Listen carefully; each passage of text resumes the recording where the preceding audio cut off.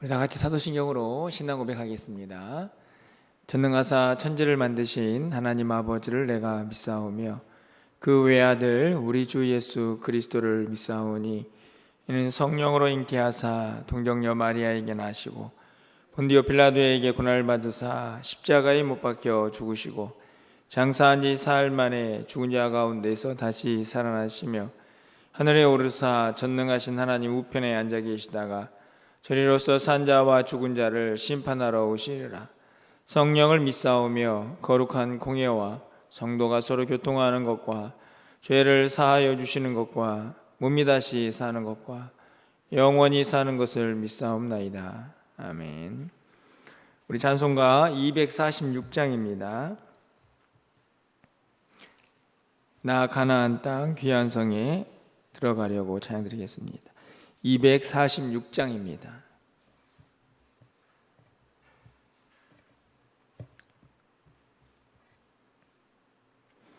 나 가나안 땅 귀한 성에 들어가려고 내 무거운 짐 벗어버렸네. 죄 중에 다시 방황할 일 전혀 없으니 저 생명 시냇가에 살겠네. 길이 살겠네. 나 길이 살겠네. 저 생명 시냇가에 살겠네. 길이 살겠네. 나 길이 살겠네. 저 생명 시냇가에 살겠네. 그 불과 구름 기둥으로 인도하시니 나 가는 길이 형통하겠네.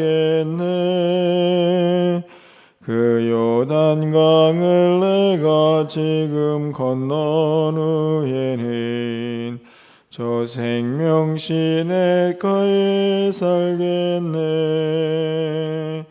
길이 살겠네. 나 길이 살겠네. 저 생명 시냇가에 살겠네. 길이 살겠네. 나 길이 살겠네. 저 생명 시냇가에 살겠네. 내 주린 영혼 만나로서 먹여주시니 그 양식 내게 생명 되겠네. 그 후로 생명 양식 주와 함께 먹으며 저 생명 시냇가에 살겠네. 길이 살겠네. 나 길이 살겠네. 저 생명 시냇가에 살겠네. 길이 살겠네. 나 길이 살겠네. 저 생명 시냇가에 살겠네. 아멘. 오늘 하나님 말씀은 스가랴 14장 1절부터 9절까지의 말씀을 교독하겠습니다. 구약성경 1324쪽에 있습니다. 스가랴 14장 1절에서 9절 말씀 교독합니다. 마지막 9절은 함께 읽겠습니다. 여호와의 날이 이르리라. 그날에 내 재물이 약탈되어 내 가운데에서 나누이리라.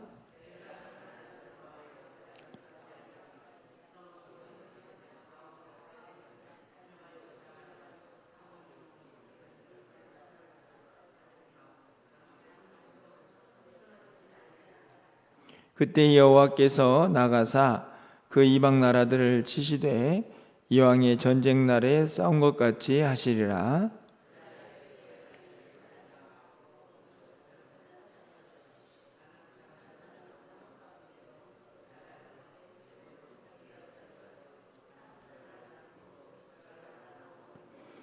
그 산골짜기는 아셀까지 이를지라.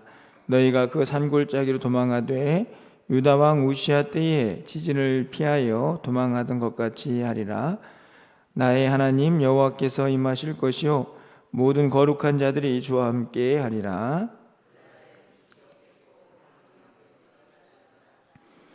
여호와께서 하시는 한 날이 있으리니 낮도 아니요 밤도 아니라 어두워 갈 때에 빛이 있으리로다.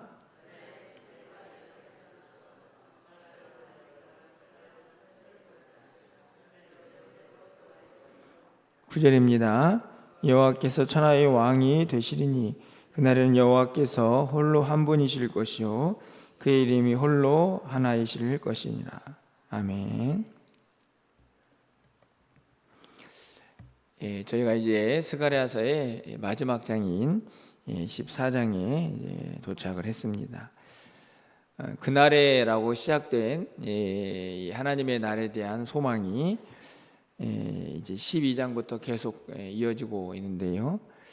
오늘 이제 스가랴서를 마무리 짓고 있는 그 내용이 또 한번 그날에라는 이름으로 계속 이어지고 있는 것을 볼 수 있습니다.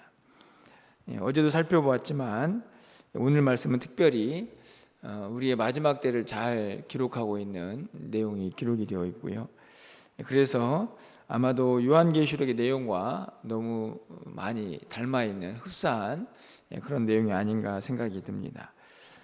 오늘 이 14장을 오늘은 전반부를 내일은 후반부를 살펴보면서 스가랴서를 이제 마무리하게 되는데요.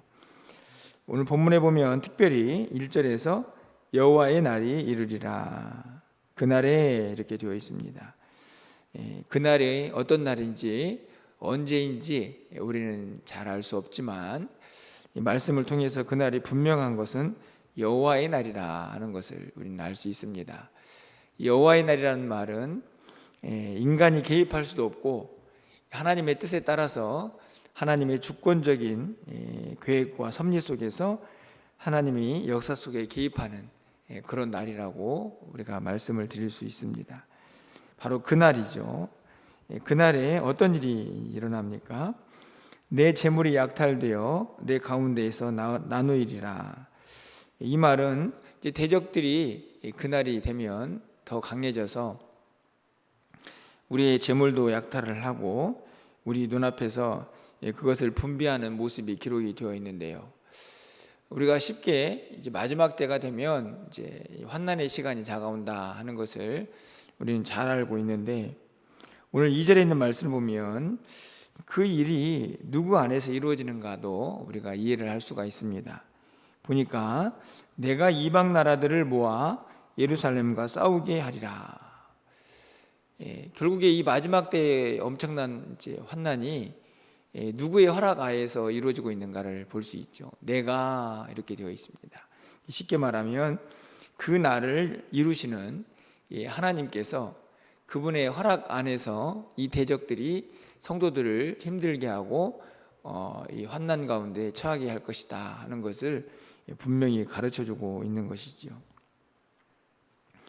하지만 이것이 대적들의 승리를 의미하는 것은 아니라는 사실을 요한계시록처럼 한 번 더 확인해 줍니다.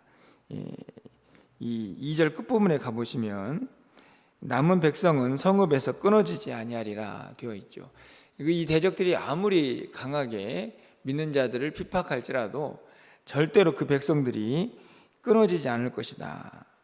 왜냐하면 3절 말씀에 보면 그때의 여호와께서 나가사 그 이방 나라들을 치시고 이왕의 전쟁 날에 싸운 것 같이 하시리라 이렇게 기록이 되어 있습니다.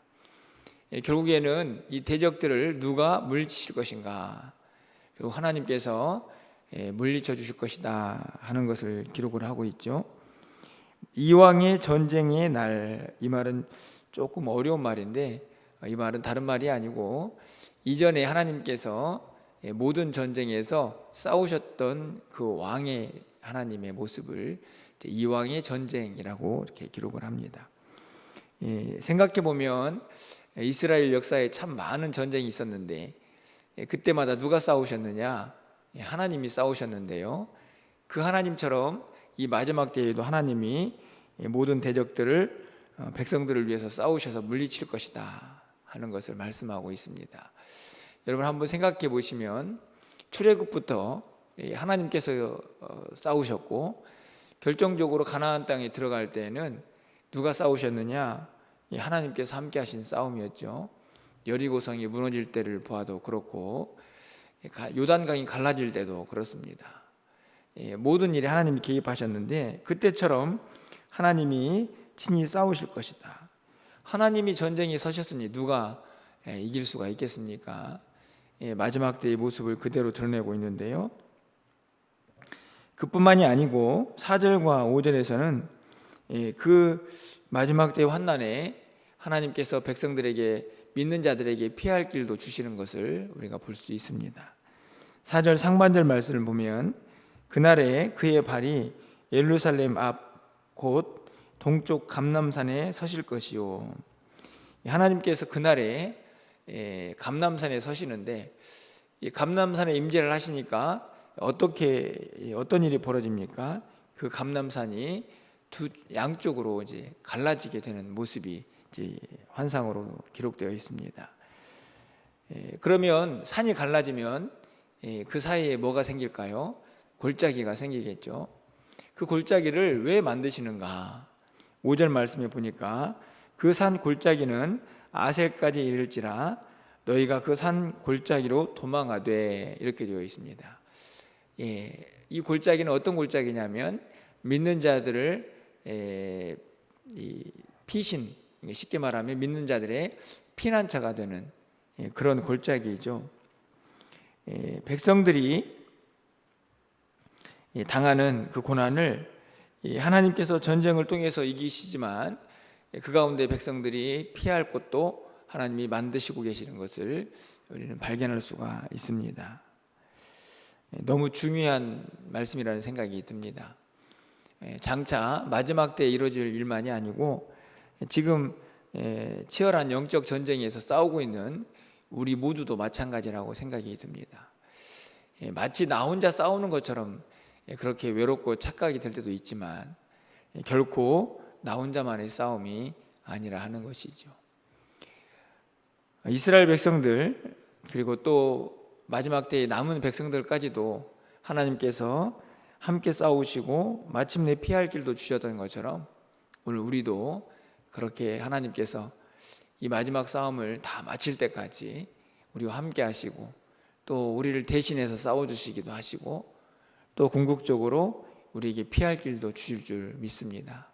이 믿음이 장차 마지막 때에만 이루어지는 것이 아니라 이 땅을 살고 있는 우리 모든 믿는 자에게 오늘도 지금 이 순간에도 이루어지고 있다는 사실을 우리가 믿음으로 확실하게 고백할 때에 이 땅의 싸움을 넉넉히 믿음으로 승리할 줄 믿습니다. 그 믿음이 우리 안에 항상 함께하기를 먼저 주님의 이름으로 축원합니다. 그렇게 그 싸움에서 피할 길도 주시지만 그것이 끝이 아니죠. 이제 우리가 읽은 6절부터 9절까지는 완전히 새로운 세상이 열려지고 있는 것을 볼 수 있습니다. 하나님 나라의 모습이라고 볼 수 있습니다. 가장 먼저는 이 세 가지가 나오는데 낮과 밤이 사라지는 것입니다. 여러분 6절 말씀을 보시면 그 날에는 빛이 없겠고 광명한 것들이 떠날 것이라. 이렇게 말하면 빛이 없어지면 어떻게 어두워서 살겠나라는 생각이 들지만 그게 끝이 아니고 여기서 말하는 빛이 없다는 것은 여러분 빛을 발하는 것이 뭡니까? 낮에는 해, 밤에는 달이죠. 그것들이 사라진다는 말입니다. 쉽게 말하면 낮과 밤이 없어진다는 이야기죠.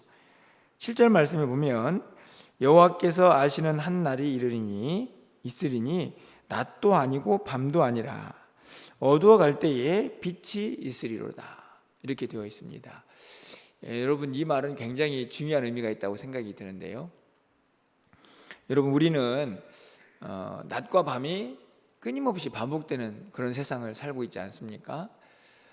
이 낮과 밤의 이 변화는 어떻게 보면 지극히 자연적인 어떤 현상이라고 보여지지만 비유적으로 생각해 보면 어둠과 빛입니다. 그러니까 쉽게 말하면 때로는 밝을 때도 있지만 우리의 인생에 어두운 날도 있고, 때로는 하나님 앞에서 순종할 때도 있지만 그 어두운 밤처럼 죄를 지을 때도 있는, 어떤 우리의 인생의 모습이 낮과 밤은 아닌가 생각이 듭니다. 하지만 이 하나님 나라에서는 더 이상 이 낮과 밤이 반복되지 않고 이제는 오직 영원한 생명의 빛이 항상 그들과 함께하고 있을 것을 말씀하고 있죠. 더 이상 어두워지지 않는 하나님의 영원한 빛이 그 나라에서 그 백성들과 함께하는 그 모습을 기록하고 있습니다. 여기에서도 여호와께서 아시는 한 날이죠. 어느 누구도 알 수 없는, 하나님만 알고 있는 그날의 모습을 분명히 기록을 하고 있습니다. 아울러서 두 번째로 이루어지고 있는 일이 무엇일까요? 8절 말씀에 보니까 또 그날에 되어 있습니다. 하나님의 날이라고 말씀을 드렸고요. 생수가 예루살렘에서 솟아나서 절반은 동해로 절반은 서해로 흐를 것이라. 여름에도 겨울에도 그러하리라. 생수가 하나님의 전이 있는 그 예루살렘에서 흘러난다는 말은 그 생수의 근원이 하나님이시다 하는 것을 의미합니다. 그 생수가 동해로 서해로, 그러니까 온 바다로 흘러가고, 여름에도 겨울에도 그렇게 흘러간다는 말은 끊임없이 그 생수가 계속 흘러 넘친다는 것이죠. 결국 하나님 나라의 모습입니다. 영원한 하나님 나라의 모습을 그대로 보여주고 있는데, 그곳에서는 영원한 생명수가 목마른 영혼들을 늘 채우고, 또 하나님의 하늘 양식이 그들과 함께하여서 굶주린 영혼도 없고 목마른 영혼도 없는 그 나라를 우리가 소망하게 하는 그런 말씀입니다. 마지막으로는 9절에 어떤 말씀이 기록되어 있습니까? 여호와께서 천하의 왕이 되시리니 그 날에는 여호와께서 홀로 한 분이실 것이요 그의 이름이 홀로 하나이실 것이라. 여러분, 이 땅에 얼마나 많은 왕들이 있습니까? 그리고 또 얼마나 많은 사람들이 왕이 되고 싶어 합니까? 단순히 왕이라는 직분만이 아니고 각자의 자리에서 항상 으뜸이 되고자 하고 높임을 받고자 하는 자들이 너무나 많은 세상이지만, 그날에는 유일한 왕은 오직 하나님뿐이라는 사실, 그분이 온 세상을 통치하는 그날이 반드시 임하게 될 것이다. 물론 지금도 하나님이 왕으로 통치하고 계시지만 여기저기에서 내가 왕이다 하는 세상이 아닙니까? 그런 사람이 많은 세상인데, 그런 세상이 이제는 끝이 나고 오직 하나님만 홀로 왕으로 통치하시는 그날이 임하게 될 것이다. 그날은 당연히 하나님 나라가 이루어지는 그날일 것이라 생각이 듭니다. 오늘 이 세 가지 말씀을 통해서 우리가 장차 가야 할 그 나라를 소망하게 합니다. 낮과 밤이 없고 영원한 빛이 함께하고, 그리고 영원한 생명수가 흘러넘치고 하나님이 우리의 왕으로 온 땅을 통치하시는 그 나라입니다. 그 나라를 소망하도록 이 스가랴 14장 전반부에서 우리에게 말씀을 하고 있는데요, 이 땅을 살아가는 우리 모두가 장차 가야 할 그 나라를 항상 마음에 새기고 소망하는 일이 결국 우리가 이 땅을 승리하는 길이다 하는 것을 분명히 말씀을 통해서 우리에게 가르쳐주고 있습니다. 여전히 우리는 힘겹고 또 죄와 고통이 함께하는 이 땅을 살고 있죠. 하지만 우리 모두 믿는 자에게 하나님은 반드시 하나님께 허락하신 영원한 나라를 이루어 주실 것입니다. 그 나라가 우리가 장차 가야 할 곳이고, 이 땅을 살고 있는 우리 모두가 끝까지 붙잡고 소망해야 할 나라인 것을 다시 한번 이 스가랴서를 통해서 하나님께서 말씀하고 있는 것이죠. 생각해 보면 참 하나님의 말씀은 위대하다 하는 생각이 듭니다. 여러분, 요한계시록은요, 우리가 잘 알다시피 요한 사도를 통해서 신약 시대에 쓰여진 말씀이 아닙니까? 그런데 그와 똑같은 하나님의 말씀이 스가랴서, 이것은 이제 구약 성경에서 시작된, 구약 성경에 기록된 말씀인데, 그 말씀이 통일하게 기록되어 있다 하는 것은 결국 하나님의 말씀이 언제나 믿는 자들을 통해서 한결같이 변함없이 선포되고 그 언약으로 우리 가운데 또 이루어지고 있음을 우리가 분명히 볼 수 있습니다. 그러니 결국 그날이 말씀대로 이루어지겠지요. 그 하나님의 날이 반드시 우리 가운데 이루어질 그날이 언젠가 찾아오게 될 것입니다. 이 땅을 살아가는 우리 모두가 때로는 지치고 힘들 때도 있겠지만 피할 길도 주시고 우리를 위해서 싸우시기도 하시고, 그것이 끝이 아니라 고통도 없고 눈물도 없고 슬픔도 없는 그 영원한 나라를 우리에게 허락하신 그 하나님을 붙잡고 의지하시면서 오늘 하루도 승리할 수 있기를 주님의 이름으로 간절히 축원합니다. 기도하겠습니다. 죄와 슬픔이 가득한 오늘도 치열한 영적 전쟁터에서 또 힘겨운 싸움을 해내야 할 우리 모두에게 구약의 선지자 스가랴를 통해서도 말씀하여 주셨고, 또 요한사도를 통해서 요한계시록을 통해서도 변함없이 말씀하셨던 그 하나님을 찬양하며 경배합니다.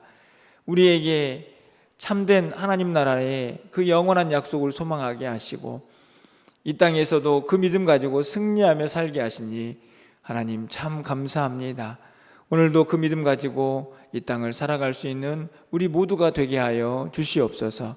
지치고 상한 영혼들에게 새 힘과 능력을 부어주시고 답답하고 힘든 그런 거친 세상을 살고 있는 우리 모두에게 하나님 피할 길도 허락하여 주시고, 우리의 힘으로는 싸울 수 없는 대적이 우리 앞에 놓여져 있을 때에는 하나님이 직접 싸워주셔서 모든 것들을 능히 승리케 하시는 그 하나님을 붙잡고 오늘도 살아갈 수 있도록 인도하여 주시옵소서. 장차 우리 가운데 펼쳐질 새 하늘과 새 땅, 영원한 생명수가 흐르고 영원한 생명의 빛이 우리 가운데 함께하는 그 나라를 우리의 마음속에 늘 소망하면서 오늘도 믿는 사람답게 하나님의 백성답게 넉넉히 믿음의 길을 걸어갈 수 있는 우리 모두가 되게 하여 주시옵소서. 기도하오니 하늘문을 활짝 열어주시고 하나님의 응답이 있는 이 아침이 되게 하여 주시옵소서. 말씀하여 주시고 새 힘을 얻게 하여 주시고 오늘도 믿음의 길을 힘있고 능력 있게 걸어갈 수 있는 우리 모두가 되게 하여 주시옵소서. 우리가 오늘도 감당해야 될 많은 사역들을 하나님의 뜻 안에서 기쁨으로 잘 감당하게 하시고, 특별히 이제 초등학교가 또 개학이 되어서 1층 로비에 많은 이들이 오고 갈 텐데 하나님 그들 가운데에도 복음의 역사가, 주님의 은혜가 충만하게 차고 넘치는 복된 날들이 계속 되어질 수 있도록 주님 도와주시옵소서. 일 가운데 수고하고 계시는 우리 모든 성도님들에게 하나님의 은혜가 충만하게 넘쳐나게 하여 주시옵소서. 예수 그리스도의 이름으로 기도합나이다. 아멘.